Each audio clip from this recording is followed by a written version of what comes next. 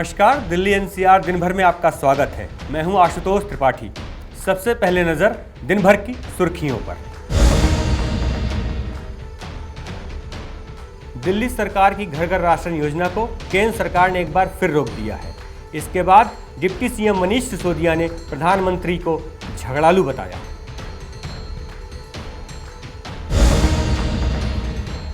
नई privacy policy पर WhatsApp को दिल्ली हाईकोर्ट से तगड़ा झटका।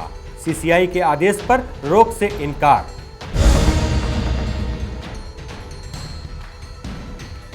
तीसरी लहर से निपटने के लिए दिल्ली पुलिस तैयार, बनाई क्यूआरटी टीम।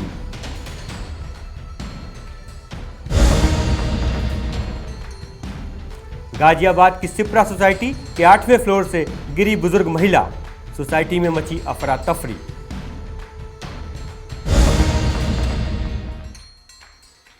खड़ी गाड़ियों से डीजल चुराने वाला बदमाश गिरफ्तार, ईस्टर्न पेरिफेरल एक्सप्रेसवे पर करता था चोरी। दिल्ली में यूनियन बैंक में हुई 55 लाख की चोरी, गुत्थी सुलझी, पुलिस ने 2 लोगों को किया गिरफ्तार। सबसे पहले बात करते हैं दिल्ली सरकार के घर घर राशन योजना की। जी हां, काफ़ी दिनों से यह योजना अटकी हुई है। दिल्ली सरकार इस पर बार बार प्रयास करती है कि इसे जल्द से जल्द शुरू किया जाए, लेकिन चूंकि इसमें केंद्र सरकार भी शामिल है तो कहीं न कहीं इस पर कुछ न कुछ अड़ंगा लगता रहा है। अभी हाल ही में जो अड़ंगा लगा है उसको लेकर दिल्ली के डिप्टी सीएम मनीष सिसोदिया ने प्रेस वार्ता की और कहा कि प्रधानमंत्री झगड़ालू हैं। इसके साथ ही उन्होंने बताया कि केंद्र सरकार ने जो कारण बताया है इस योजना पर रोक लगाने के लिए वह मजाकिया है। जी हाँ, उन्होंने इसे मजाकिया करार दिया। केंद्र सरकार की तरफ से यह कहा गया है कि होम डिलीवरी यानी घर पर राशन पहुंचाने की जो योजना है उसमें दिल्ली सरकार आखिर राशन की क्या कीमत तय रख रही है। इसी चीज को लेकर केंद्र सरकार ने अभी इस योजना को रोक दिया है। व्हाट्सएप को दिल्ली हाईकोर्ट से झटका मिला है। सीसीआई ने 4 जून को व्हाट्सएप से उसकी प्राइवेसी नीति जो मैसेजिंग से संबंधित है उसकी जानकारी मांगी थी। इसको लेकर व्हाट्सएप कोर्ट पहुंच गया था, लेकिन हाई कोर्ट ने उस पर किसी तरीके की राहत देने से मना किया है। पूरी रिपोर्ट देखें।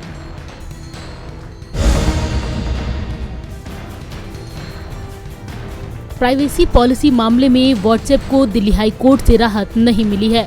हाई कोर्ट ने कंपटीशन कमीशन ऑफ इंडिया यानी सीसीआई के 4 जून के नोटिस पर रोक लगाने से इनकार कर दिया है, जिसमें मैसेजिंग सेवा की नई प्राइवेसी नीति के बारे में कुछ जानकारी मांगी गई थी। दिल्ली हाई कोर्ट की वेकेशनल बेंच ने मामले को नियमित पीठ के पास भेजा है। अगली सुनवाई 9 जुलाई को होगी। दिल्ली हाई कोर्ट ने कहा है कि इस मामले में आगे की जांच पर रोक की अर्जी पर 6 मई को दिल्ली हाई कोर्ट की ही डिविजनल बेंच ने नोटिस जारी किया था और इस दौरान कोई अंतरिम रोक नहीं लगाई गई थी। इसके साथ ही बेंच ने इस मामले को सुनवाई के लिए 9 जुलाई को सूचीबद्ध किया है।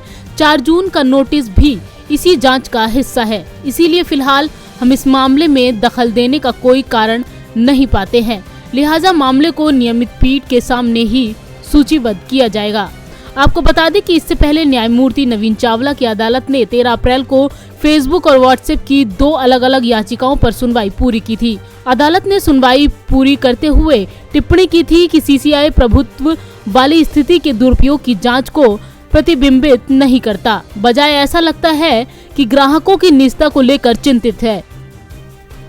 अदालत ने ये टिप्पणी सीसीआई के उस रुख पर की जिसमें उसने कहा कि वो व्यक्तियों की निजता का उल्लंघन की जांच नहीं कर रहा है, जिसे उच्चतम न्यायालय देख रहा है। Bureau reports, Navodaya times. Corona की तीसरी लहर की आशंका को देखते हुए अस्पतालों में तैयारियां तेज कर दी गई हैं। दिल्ली सरकार बड़े स्तर पर तैयारी कर रही है। इसके साथ ही दिल्ली पुलिस भी कमर कसकर तैयार हो रही है। दिल्ली पुलिस की तरफ से क्यूआरटी बनाई जा रही हैं, क्विक रिस्पांस टीमें बनाई जा रही हैं। ऐसे ही एक quick response team south west के डीसीपी ने शुरू की, उसको हरी झंडी दिखाई। पूरी रिपोर्ट देखें। राजधानी दिल्ली में कोरोना की दूसरी लहर के बाद भले ही हालात सामान्य हो गए हों, लेकिन तीसरी लहर आने का डर लोगों में अभी भी बना हुआ है। दरअसल एम्स के निर्देशक डॉक्टर गुलेरिया ने राजधानी दिल्ली समेत पूरे भारत की चिंता को फिर से बढ़ा दिया है। उन्होंने कहा है कि अगले 6 से 8 हफ्तों में कोरोना की तीसरी लहर आएगी। अब उसी को देखते हुए साउथ वेस्ट डीसीपी के द्वारा आज एक QRT टीम को हरी झंडी दिखाई गई है, जो साउथ वेस्ट के इलाकों में कोरोना मरीज को रिस्पांस करेगी। ये टीम तीसरी लहर की आशंका को देखते हुए बनाई गई है, ताकि जिस तरीके से दूसरी लहर में हालात बिगड़े थे वैसा आगे ना हो। हम लोगों ने आज दक्षिण पश्चिमी ज़िले में 4 कोविड QRT लॉन्च करी हैं और हम लोगों ने जो सीख ली थी पहली कोरोना वेव में और दूसरी कोरोना वेव के बीच में कि हमें तैयार रहना बहुत ज़रूरी है, तो यही अब डॉक्टर गुलेरिया का भी स्टेटमेंट आ गया है कि जो तीसरी लहर है वो थोड़े आने वाले टाइम में जिसकी आशंका हम लोग जता रहे हैं, तो उसी के प्रिपरेशन के लिए हम लोगों ने ये कोविड QRT चलाई है। हमारे जो CP साहब हैं, कमिश्नर ऑफ पुलिस साहब, उनका भी ऐसा मानना था कि हमें तैयार रहना बहुत ज़रूरी है और युवा जो हम लोगों की दिल्ली पुलिस की पहल थी उसी के तहत हम लोगों ने करीब 36 बच्चों को लिया था। उन लोगों को INS से और सेंट जॉन्स एम्बुलेंस फोर्टिस इन सब से ट्रेनिंग दिलवाई गई है, फर्स्ट एड में, CPR में, ऑक्सीजन कॉन्सनट्रेटर वगैरह इस्तेमाल करने में। और हमारी 4 सब डिवीज़न में एक QRT है, उनमें ये बच्चे बैठेंगे, हमारा स्टाफ भी बैठेगा। अगर कहीं पे कोई भी कोविड रिलेटेड कॉल आएगी ये लोग वहाँ जाएंगे और उस पर तुरंत कार्रवाई करेंगे, जो भी इन लोगों को ट्रेनिंग दी गई है उसके माध्यम से। 24 घंटे रहेगी सर? किस तरीके से रहेगा? 24 घंटे रहेगी क्या? जिस तरीके से जब कॉल आएगी ऑन कॉल रहेगी। वहीं पुलिस ने एक टीम तैयार की है। इस टीम को बेहतरीन तरीके से ट्रेनिंग दी गई है। सर ये ना मेडिकल स्टेज जैसे किसी का फ्रैक्चर्स हो जाता है या जो भी है, जैसे प्रॉब्लम है, किसी को CPR की प्रॉब्लम बढ़ रही है, तो उसके लिए हमें ट्रेनिंग दी गई थी। तो उसमें हम खैर 7 दिन की ट्रेनिंग थी, हम लोगों ने सक्सेसफुल करी। तो उसमें हमारे 8 बच्चे नाम सिलेक्टेड हुए थे।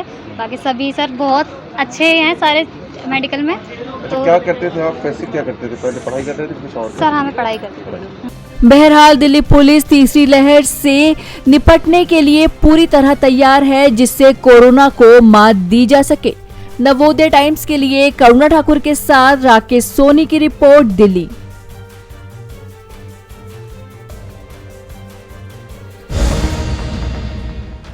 गाजियाबाद के इंदिरापुरम में स्थित शिप्रा सोसाइटी में उस समय अफरा तफरी मच गई जब 8वीं मंजिल से एक बुजुर्ग महिला नीचे गिर पड़ी। चारों तरफ हड़कंप मच गया। पूरी रिपोर्ट देखें।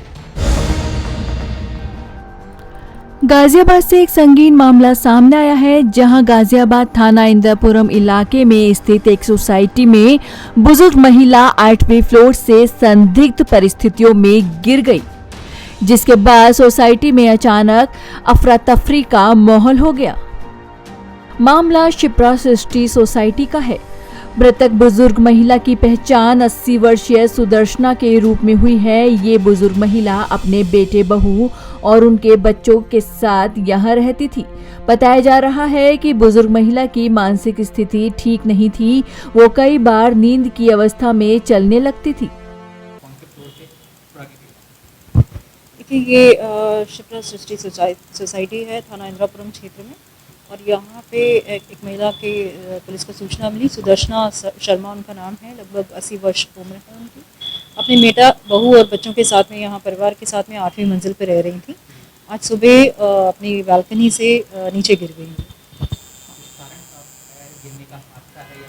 देखिए अभी कोई बहुत स्पष्ट कारण इसमें पता नहीं चल पाया। पुलिस की टीम मौके पे है, हादसा प्रतीत नहीं हो रहा है प्रथम दृष्टया। फिर भी हमारी FSL टीम मौके पे आकर के जांच पड़ताल करेगी और उसके बाद ही चीज़ें बहुत स्पष्ट रूप से कह पाना संभव होगा। लेकिन जैसा कि अभी परिजनों ने बताया है, उसमें यही है कि काफ़ी दिनों से बीमार चल रही थी, इनमें मानसिक समस्या भी थी, नींद में चलने की बीमारी आदि लगातार जो है इलाजरत थी। तो इन तथ्यों पे जांच की जाएगी और इसी के बाद कुछ कह पाना स्पष्ट होगा।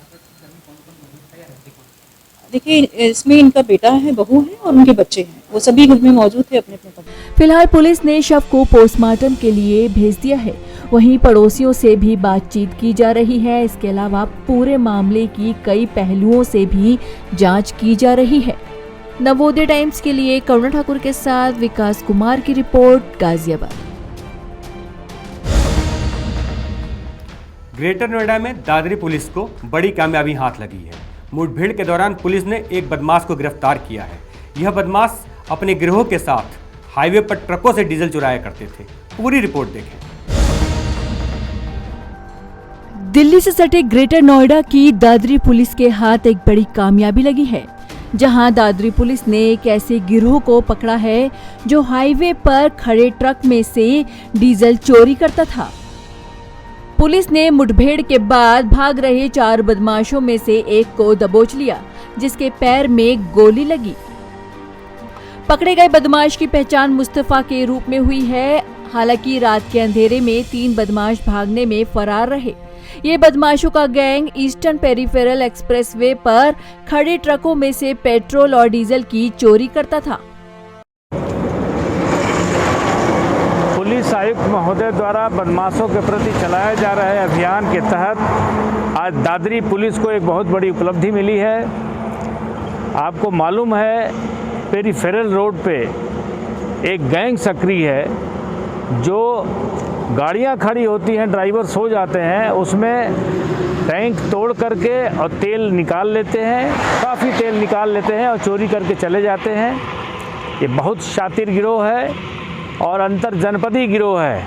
कबीरनगर, गाजियाबाद, धौलाना, दनकौर, दादरी, कई थानों में इस पे ढेर सारे मुकदमे कायम हैं। गैंगस्टर और चोरी में कई बार जेल जा चुके हैं।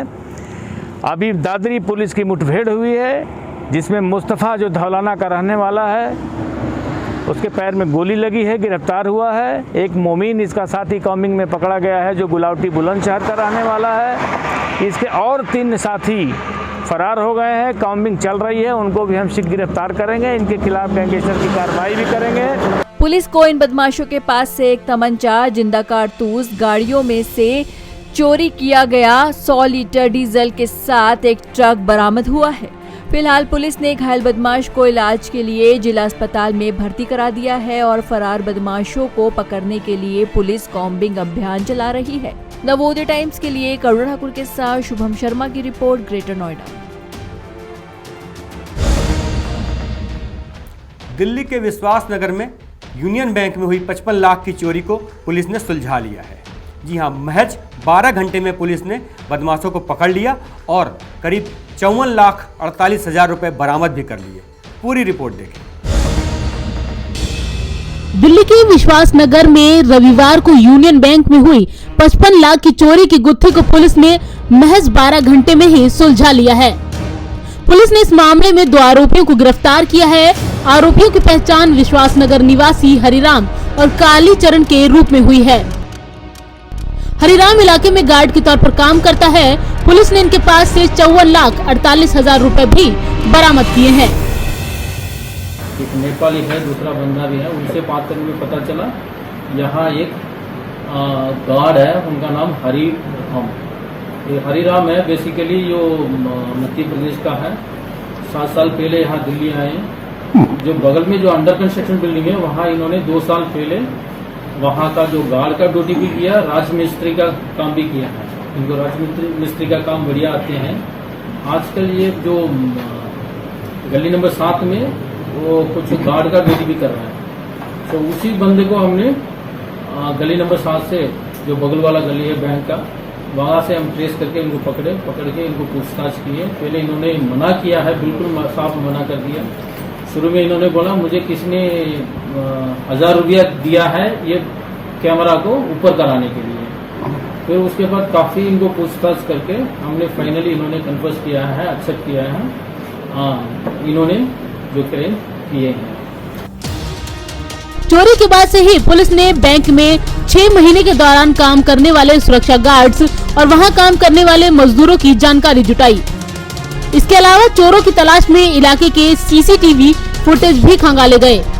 आसपास लगे सीसीटीवी कैमरों से पड़ताल की गई तो बैंक के पास एक इमारत के सीसीटीवी कैमरे की दिशा बदली हुई मिली, जिसके बाद पुलिस ने शक होने पर गार्ड से पूछताछ की और 3 महीने से चल रही बैंक में चोरी करने की इनकी पूरी प्लानिंग सामने आई, जिसके बाद पुलिस के भी होश उड़ गए।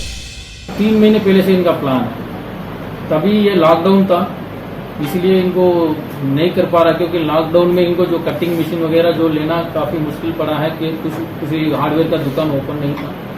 जैसे लॉकडाउन खोला है, इनको जो सामान चाहिए जो कटिंग करने के लिए, वो सारे सामान इन्होंने कलेक्ट किए हैं 3 महीने पहले इन्होंने जो ताला भी चेंज कर रखा है, जो बगल वाला अंडर कंस्ट्रक्शन बिल्डिंग इनका ताला तोड़कर अपना ताला लगा रखा था, उसी के तो चाबी अपने पास रख लिया, उसी के थ्रू एंट्री कर फिर इन्होंने पिछले संडे 20 तारीख दिन में इन्होंने एंट्री किया है। दिन में जो पहले होल बनाया, उसके बाद बैंक के अंदर जाके फिर वहाँ से दूसरा होल बना के जो स्ट्रांग रूम है वहाँ जाके अपना जो क्राइम जो करना है वो उन्होंने करके फिर वहाँ से भाग गया।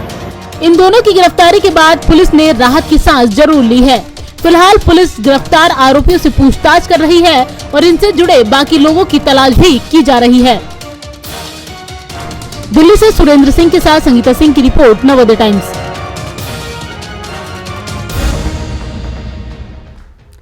दिल्ली एनसीआर दिन भर में अभी के लिए इतना ही। मुझे दीजिए इजाज़त, फिर मुलाकात होगी। अगर आप हमें YouTube पे देख रहे हैं तो सब्सक्राइब करें, अगर आप Facebook पे देख रहे हैं तो लाइक करें। नमस्कार।